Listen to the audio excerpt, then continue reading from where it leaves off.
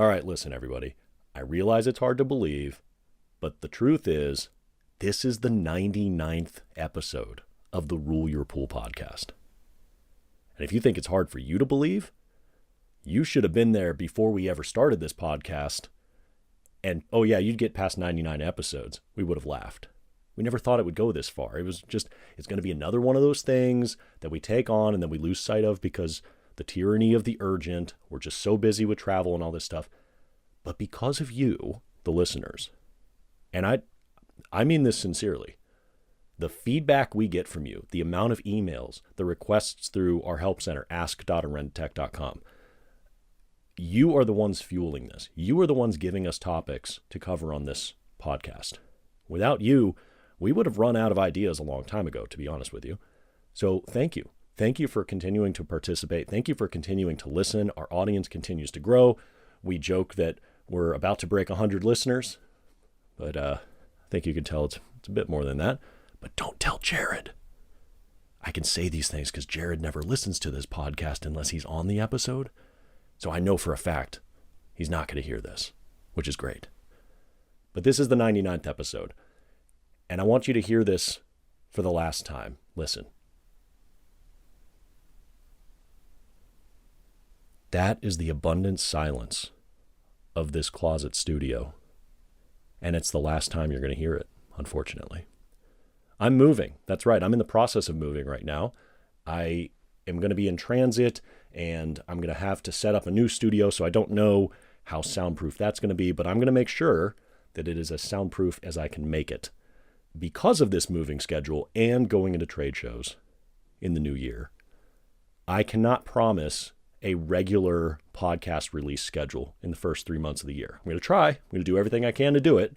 Just understand that we are at shows pretty much every week for the first 3 months of the year, plus me moving and all this other stuff. So if you don't get an episode every week, I apologize in advance. It is not because I'm neglecting you. It's because we're just overwhelmed. I appreciate your understanding in advance. In this 99th episode, I want to make a personal appeal to homeowners. This is not really for the trade, although the trade, you should probably hear it too. I'm going to be speaking to homeowners specifically about one thing that I tell people when they call our hotline. Stop helicopter parenting your pool. Let's get into it. Welcome to Rule Your Pool, the podcast by Arenda that explains and simplifies pool chemistry so that anybody, regardless of experience, can understand it. I'm your host, Eric Knight, bringing clarity to these subjects so that you can bring clarity to your water.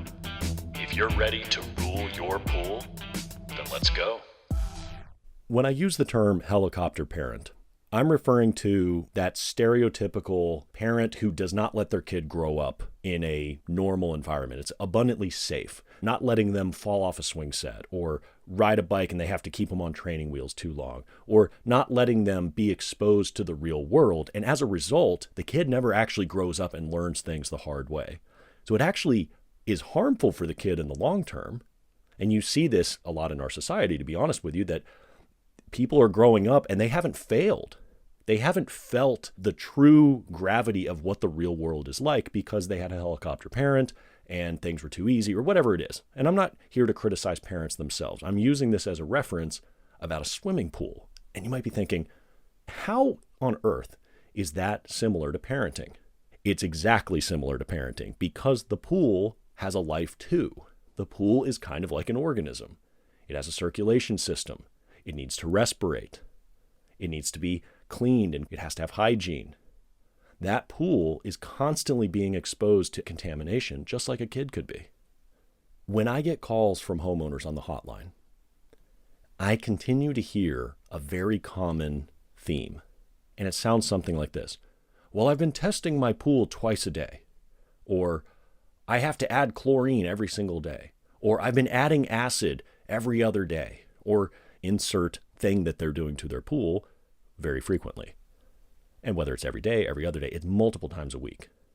And I want you to contrast that with what the professionals do for residential pools. Now, commercial pools are different because commercial pools have much higher bather loads. They have chemical automation, all that stuff. We're talking about backyard pools for a moment. Professionals are there for about 30 minutes a week. 1 day out of 7. Now, is that the optimal way to maintain a pool? Maybe not, but it's certainly sufficient in most cases. And professionals are able to do this oftentimes better than the homeowners who are doing it 7 days a week. Why is that? Well, I'm going to explain. There's 2 factors here. Well, there's probably more than 2, but I'm going to talk about 2. The reality is you're not giving time for physics to happen, which seems to be a repetitive theme on the Rule Your Pool podcast. We talk about physics a lot because they're real. There's nothing you could do about them, right? And if you're constantly tweaking, you're not giving a chance for physical cycles to occur. I'll explain in a moment. So you're not giving time for physics to happen. And number 2, you're not learning what that pool behaves like. You're not giving it time to actually do its thing so that you can actually predict what your chlorine usage should be or what your acid usage should be. You're not letting it live. You're babysitting it constantly. And as a result, I see more expensive pool care because you're using a lot more stuff and a lot more stress. I can safely say most of the homeowners who call us that are doing stuff multiple times a week, the helicopter parents, so to speak, most of their problems would not exist if they were more patient with their water. I'm going to say that again. Most of the problems that people who tweak their pool multiple times a week call us about would not exist in the first place if not for constant tweaking or helicopter parenting, as I call it, of their swimming pool. You need to be more patient with your water. So this is my appeal to you, our listeners. Let physics occur. Learn from it. Find out, what does it do on a 7-day cycle? And when you understand that, that's when you can architect your prescription on how you want to rule your pool. Every pool is a little bit different. I understand that. Generally speaking, it matters where you're located, how much rainfall, how much sunlight you get, do you have trees around, all sorts of factors. I get it. There's not one prescription for everybody. But you are mechanically controlling water. You're filtering it, you're moving it around and circulating it, and you're chemically treating it. If you don't give that pool time to respond to what you're doing to it, how do you really know the results of what you're doing? It's kind of like if you put acid in your pool and then you test your pH 10 minutes later, you're going to get a different reading than if you test your pH 2 hours later or the next day or 2 days later. You see what I'm saying? You haven't had a chance to actually observe the water. You don't know what it's doing. And this is why most of the people that have called us, not all, but most of the people that have called us who are helicopter parenting their pools, had no idea that pH is supposed to rise naturally. Well, I have to add acid every other day or whatever it is.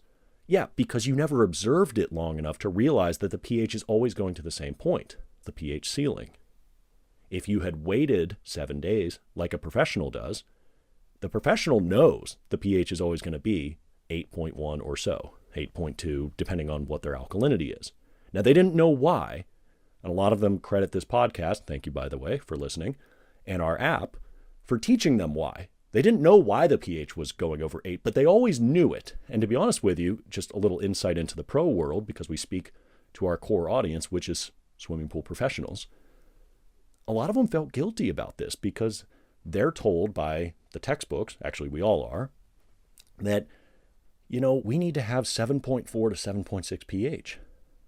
And so when you can't do that over 7 days, a lot of people feel really guilty about it, like maybe I'm doing something wrong. Well, the pH ceiling is a real thing, and you're not doing anything wrong if it gets up to that number. Now, if it spikes over the pH ceiling, yeah, you did something wrong. You probably didn't dilute acid, or you added too much of it, you abused acid in some way, or maybe somebody put soda ash in the pool, whatever. The point I'm trying to make is the professionals have observed this because they're coming once a week. 7 days is plenty of time to see what the water's going to do. Every pool is going to respond different. So a professional who has, let's say, 50 pools a week is going to be able to tell the difference between a salt pool and a trichlor pool, or a salt pool and a liquid chlorine pool, or a pool with an auto cover and not. They have enough data points to notice trends over time because those pools respond over 7 days to what they did once, and they respond in different ways.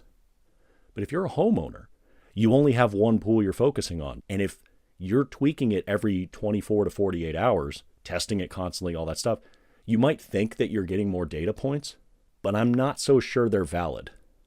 In fact, I would argue they're not valid yet, because you're going to learn more from observing your water and letting it change and treating it accordingly than constantly beating it into submission. So when I say helicopter parenting, I'm talking about just hovering over your pool, making sure that it stays within, range chemistry, or even in the case of our app, LSI balance every single day. What I'm saying is take a step back.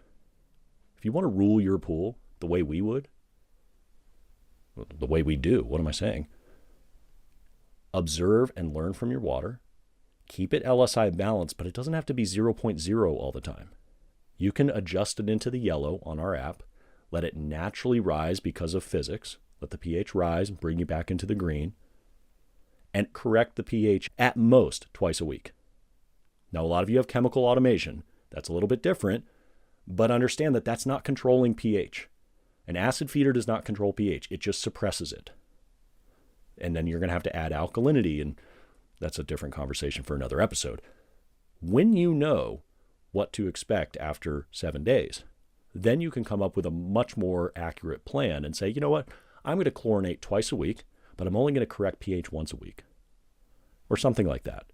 I would not tweak your pool more than 2 days a week, maximum. And you might think I'm crazy. I'm good with that. Just understand that we have a lot more experience in this than you might think. Our experience is extremely dense in problems and troubleshooting. A lot of those problems would go away if you were not helicopter parenting your pool. Learn your water, respect your water, come up with a plan that is catered to your pool within the context of the LSI, that obeys physics, and then decide to take factors out of the equation. That's how you can rule your pool. If you have questions on this, email me, podcast@orenditech.com. Visit our help center, ask.orenditech.com. And we've got big plans for the Rule Your Pool podcast this year in 2023 coming up. The first 3 months are going to be messy with the trade shows. They're going to be delayed maybe every other week if we can do it. I get it. But come April, we're going to be full swing, helping this industry the way that we know how to. And we've got some cool ideas of what we can do. I'm not going to tell you what those are. That'd be a spoiler. But I think you're going to like it. I think it's going to help you out. As always, I hope you find value in our podcast. The fact that we've gotten to 99 episodes is just laughably crazy and humbling. We did not think that you would still be listening to this. So thank you for that. Have a wonderful new year. And we will see you in the next episode, which will be our 100th episode. And that one's going to have Jared on it, by the way, because we got a special plan for our 100th episode. I'm Eric Knight with Orenda. Thank you so much for listening. Take care. Thank you for listening to Rule Your Pool, a podcast by Orenda Technologies. For more information on what we discussed in this week's episode, check the links in the description or visit www.orenditech.com. I hope you find this show valuable enough that you tap that subscribe button and share it with your friends.